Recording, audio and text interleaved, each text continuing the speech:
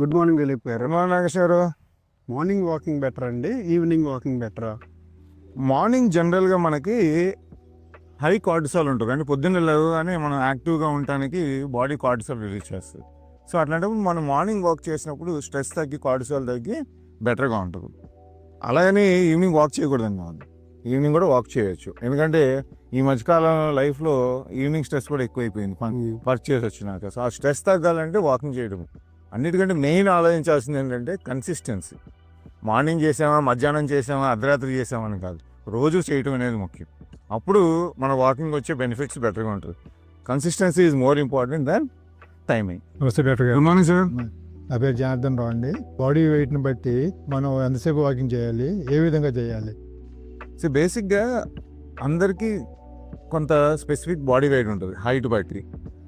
మనకి height 180 centimetres అనుకోండి, మన బాడీ వెయిట్ 80 ఉండాలి. అంటే 100 మన height centimetres minus 100 is our ideal weight. కొంతమంది 60 kgs ఉండి వాళ్ళ ఐడియల్ వెయిట్లో ఉన్నారనుకోండి, వాళ్ళకి 30-35 మినిట్స్ వాక్ చేస్తే సరిపోద్ది. అలాగే మనకు అవసరం ఉన్న దానికంటే 10%, 20% ఎక్కువ ఉందనుకోండి వెయిట్, 80 kgs, 90 kgs, వాళ్ళు 45 మినిట్స్ నుంచి 1 hour వరకు నడవాలి. ఎలా నడవాలి? కనీసం 5 to 5.5 km/h స్పీడ్తో నడవాలి. ఊరికే మనకి 3 km/h స్పీడ్తో నడిస్తే సరిపోదు, ఉపయోగం లేదు. ఎందుకంటే క్యాలరీస్ బర్న్ అవ్వవు. ఇంకొకటి, ఫస్ట్ 10 minutes వార్మప్కి సరిపోద్ది. లాస్ట్ 5-10 minutes కూల్ డౌన్ సరిపోద్ది. బేసిక్ వర్కౌట్ అయ్యేది 20 minutes, ఎందుకంటే వార్మప్ అయ్యి హార్ట్ రేట్ మనకి ఐడియల్గా వచ్చినప్పుడే బర్న్ అవుద్ది. సో మన వాళ్ళు 10 నిమిషాలు బ్రేక్ చేసి నడిచారు అనుకోండి, అది ఓన్లీ వార్మప్కి సరిపోద్ది, క్యాలరీస్ బర్న్ అవ్వవు, ఉపయోగం లేదు. సో బేసిక్గా ఆలోచిస్తే 60 తక్కువ ఉన్న వాళ్ళు ఒక అరగంట నడిస్తే సరిపోద్ది.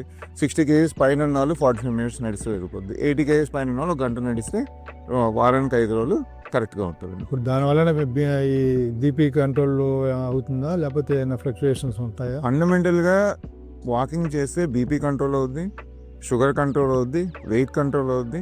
ఇవన్నీ కంట్రోల్ అవ్వడానికి మెయిన్ స్ట్రెస్ కంట్రోల్ అవుద్ది. స్ట్రెస్ కంట్రోల్ అవుతే స్ట్రెస్ హార్మోన్స్ రిలీజ్ అవ్వడం తగ్గి బీపీ, షుగరు అన్నీ తగ్గడానికి అవకాశం, కొలెస్ట్రాల్ కూడా తగ్గుతుంది. డయాబెటిక్ పేషెంట్స్కి డైట్ బెటరా, ఎక్సర్సైజ్ బెటరా, వాకింగ్ బెటర్ అండి?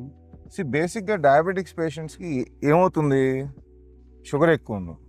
సో వాకింగ్ చేస్తే క్యాలరీస్ బర్న్, షుగర్ తగ్గుతుంది. ఓకే.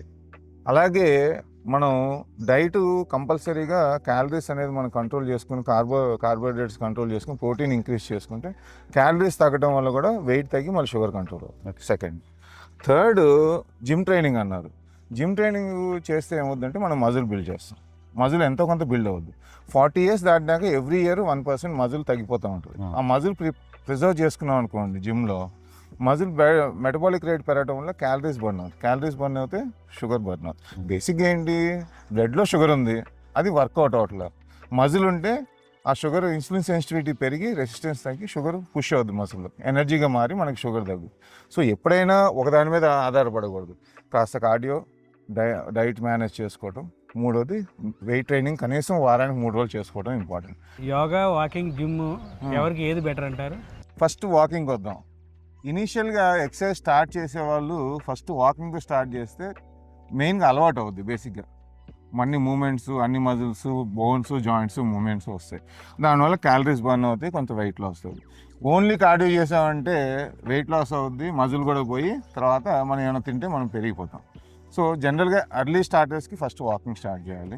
కొంత వాకింగ్ స్టార్ట్ చేసి మనకు అలవాటు అయ్యి స్టామినా వచ్చినాక అప్పుడు జిమ్ స్టార్ట్ చేయాలి. జిమ్ స్టార్ట్ చేస్తే ఏమవుద్ది, మజిల్ బిల్డ్ చేస్తాం. మజిల్ బిల్డ్ చేస్తే బేసల్ మెటబాలిక్ రేట్ పెరుగుద్ది. రోజంతా మనకి క్యాలరీస్ బర్న్ అయ్యి వెయిట్ తగ్గుతూ ఉంటుంది. లాస్ట్కి వచ్చేది యోగా. యోగాతో వెయిట్ తగ్గుతారా అంటే, యోగాతో మెయిన్గా తగ్గేది ఫస్ట్ స్ట్రెస్, 2, 3 బెటర్గా ఉంటుంది. 4వది ఫ్లెక్సిబిలిటీ బెటర్గా ఉంటుంది. 5వది కార్టిసాల్ అనే హార్మోన్ తగ్గడం వల్ల, స్ట్రెస్ హార్మోన్ తగ్గడం వల్ల ఓవరాల్గా మెకానిజం వల్ల మనకి వెయిట్ తగ్గి మనం ఫిట్గా ఉండడానికి అవసరం ఉంటుంది. సో అందరూ కూడా కొంత వాకింగు, 3 రోజులు వారానికి వెయిట్ ట్రైనింగు, స్ట్రెస్ అయిన తగ్గడానికి 2-3 రోజులు యోగా చేస్తే కంబైన్ చేసుకుంటే ఆరోగ్యం బెటర్గా ఉంటుంది. గుడ్ మార్నింగ్ అండి దిలీప్ గారు. గుడ్ మార్నింగ్ బలరాం గారు. కార్డియో బెటరా, స్ట్రెంత్ ట్రైనింగ్ బెటరా? బేసిక్గా కార్డియో క్యాలరీస్ బర్న్ చేస్తుంది, కాకపోతే స్ట్రెంత్ ట్రైనింగ్ ఏం చేస్తారు, కార్డియో క్యాలరీస్ బర్న్ చేసి వెయిట్ తగ్గుతాం, దాంతోపాటు మజిల్ కూడా పోద్ది. స్ట్రెంత్ ట్రైనింగ్లో మనం మజిల్ బిల్డ్ చేసాం అనుకోండి, మజిల్ బిల్డ్ అయితే మెటబాలిజం బిల్డ్ అవుద్ది. సో కార్డియో చేసినప్పుడు ఆ టైంలో క్యాలరీస్ బర్న్ అవుతాయి. మజిల్ బిల్డ్ చేసామంటే రోజంతా బేసల్ మెటబాలిక్ రేట్ పెరగడం వల్ల మన క్యాలరీస్ బర్న్ అవుతాయి. సో ఓవరాల్గా బర్నింగ్కి, మనకి స్ట్రెంత్ ఉండడానికి, మనకి యాక్టివ్గా ఉండడానికి మజిల్ ట్రైనింగ్ ఇంపార్టెంట్, కార్డియోని ఇంపార్టెంట్. ఏది ఒకటి నెగ్లెక్ట్ చేయకూడదు, ఏదన్నా ఒకటే చేస్తే మంచిది కాదు.